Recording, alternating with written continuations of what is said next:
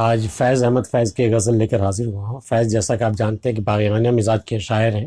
انہوں نے کافی عرصہ جیل کی صحبتیں سہی ہیں اپنے غزلوں اور اپنے اشعار کی وجہ سے، اپنی شاعری کی وجہ سے، اس لیے ان کے لہجے میں کہیں نہ کہیں ایک باغیانہ پن آ ہی جاتا ہے۔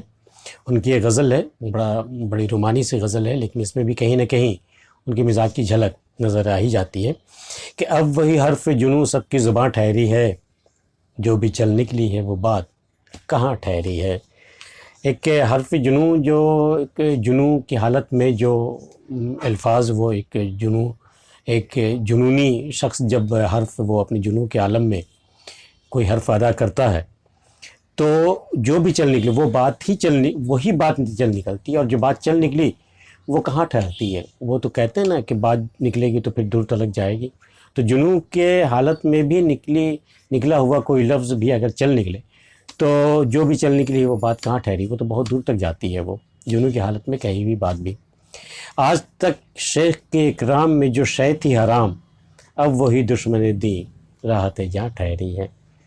پہلے شیخ کے جس شے کو وہ حرام قرار دیتے تھے، شراب، کہ بھئی شراب حرام ہے، آج تک شیخ کے اکرام میں جو شے تھی حرام، اب وہی دشمن دین۔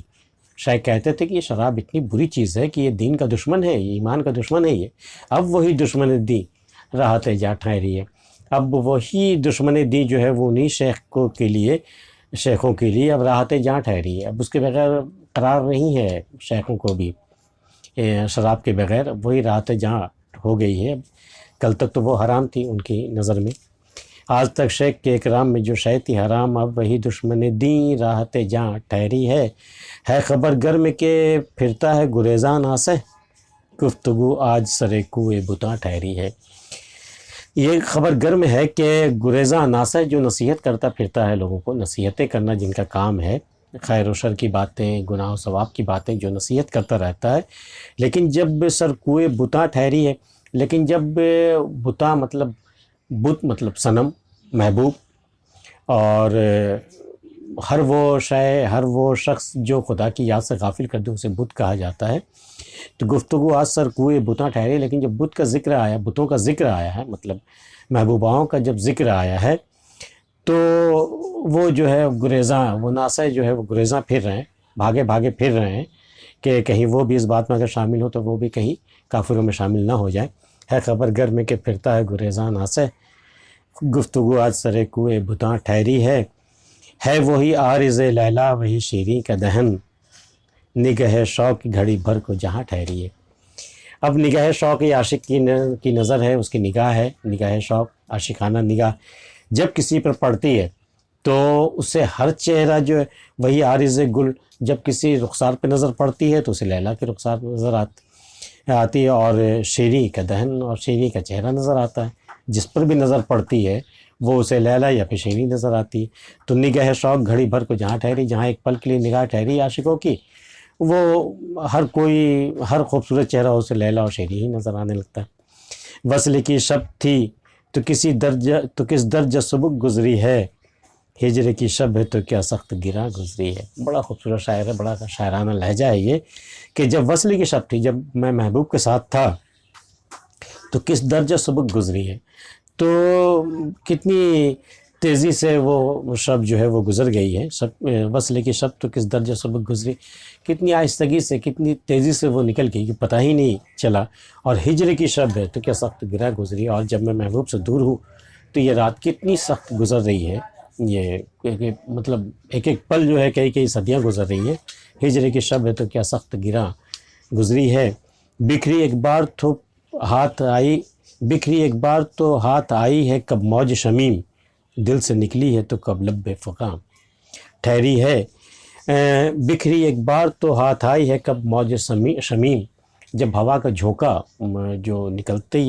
جو چلتی ہے، اگر ایک بار وہ بکھر گئی تو وہ کب ہاتھ آتی، وہ دوبارہ تو وہ ہوا، وہ موج اور وہ ہوا کا جھونکا، وہ تو اب دوبارہ ہاتھ نہیں آتا ہے۔ جب ایک بار جو ہاتھ سے نکل جائے، دل سے نکلی ہے تو کب لب پہ فغاں ٹھہری ہے، اور جب لب سے کوئی شکایت نکلتی ہے، جب آہ و فغاں نکلتی ہے تو وہ کہاں ٹھہرتی، وہ تو پھر بہت دور تک، شاید آسمانوں تک پہنچ جاتی ہے وہ۔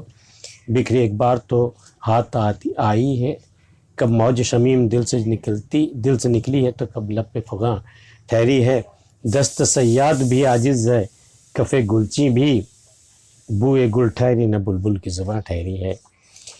صیاد جو شکار کرتا ہے، پرندوں کا جو شکار کرتا ہے، کہ دست صیاد بھی عاجز ہے اور کف گلچی بھی۔ اس میں یہ کہا گیا ہے کہ صیاد جو ہے وہ بلبل کو خاموش کرنے کے لیے، بلبل کو کی زبان کو بند کرنے کے لیے کتنی کوشش کرتا ہے کہ یہاں تک کہ وہ عاجز آ جاتا ہے اس سے اپنی کوششوں سے۔ یہ دست صیاد بھی عاجز ہے، کف گلچی بھی۔ اور جو پھول چننے والے ہوتے ہیں وہ یہ چاہتا ہے کہ پھولوں کی خوشبو جو ہے وہ چمن سے باہر نہ جائے، اسے وہ قید کر لے، اسے وہ روک لے، چمن کے اندر ہی روک لے۔ تو دست صیاد بھی عاجز ہے، وہ بھی عاجز اپنی محنتوں سے، اور کف گلچی بھی، اور جو پھول چنتے ہیں وہ بھی عاجز ہے، دونوں کے دونوں عاجز ہیں۔ کس بات کے لیے؟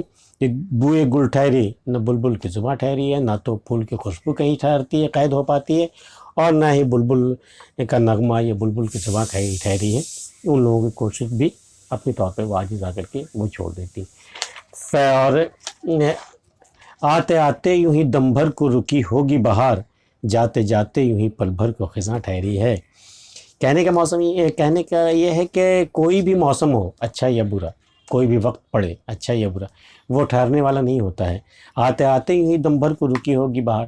جب تمہاری زندگی میں کوئی خوشگوار لمحہ آیا ہوگا تو یہ جان لو کہ بہار چلتے چلتے کہیں جا رہی ہوگی، پل بھر کو رک گئی تمہاری زندگی میں، تمہیں لگا کہ بہت اچھی زندگی ہو گئی، جاتے جاتے یوں ہی پل بھر کو خزاں ٹھہری ہے۔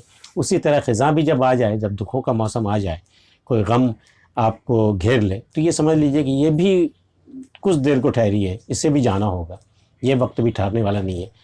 وقت کا کیا ہے، گزرتا ہے، گزر جائے گا۔ وہی چیزیں آتے آتے یوں ہی دم بھر کو رکی ہوگی بہار، جاتے جاتے یوں ہی پل بھر کو خزاں ٹھہری ہے۔ ہم نے جو طرز فغاں کی ہے قفس میں ایجاد، ہم نے جو طرز فغاں کی ہے قفس میں ایجاد، فیض گلشن میں وہی طرز بیاں ٹھہری ہے۔ ہم جب قید میں تھے تو ہم نے جو آہ و بکا کرنے کے لیے جو چیخ و پکار اور آہ و فغاں کا جو لہجہ ہم نے، جو طرز فغاں ہم نے ایجاد کی تھی، قفس میں رہتے ہوئے، قید میں رہتے ہوئے، جیل میں رہتے ہوئے، طرز فغاں آہ و فغاں جو کی تھی، جس طرز میں ہم نے کی تھی، فیض گلشن میں وہی طرز بیاں ٹھہری ہے۔ اب پورے ملک میں جو انداز بیاں ہے وہی انداز بیاں اب وہی ٹھہری ہے، وہی ایک اسٹینڈرڈ ہوا ہے، وہی ایک معیار ہو گیا ہے اپنی بات کہنے کا، اپنے احتجاج کرنے کا، وہی لہجہ ہو گیا ہم نے جو طرز فغاں کی ہے قفس میں ایجاد۔ اور یہ دیکھ لیجئے واقعی یہ سچ بھی ہے۔ اور وہ ابھی جو ملک میں جو NRC کو لے کر کے جو احتجاج ہوئی تھی، وہ اس میں فیض کی ایک نظم بھی دیکھیں گے، وہ والی نظم جو ہے کافی مشہور ہوئی تھی، تو وہ انہوں نے قفس کے دوران، جیل کے دوران ہی انہوں نے، جیل میں رہتے ہوئے انہوں نے وہ نظم لکھی تھی جو آج عالمگیر حیثیت وہ اختیار کر چکی ہے، اور دنیا میں جب کہیں بھی ظلم و ستم ہوتا ہے اس کے خلاف آواز اٹھانے کے لیے فیض کی نظم ضرور کام آتی ہے۔ فیض کی یہ غزل آپ کو کیسی لگی ہمیں بتائیے گا، اور ہمارا چینل اگر آپ نے سبسکرائب نہیں کیا ہے تو کر لیجئے گا۔ ملتے ہیں پھر کسی اگلی ویڈیو میں، تب تک کے لیے اجازت۔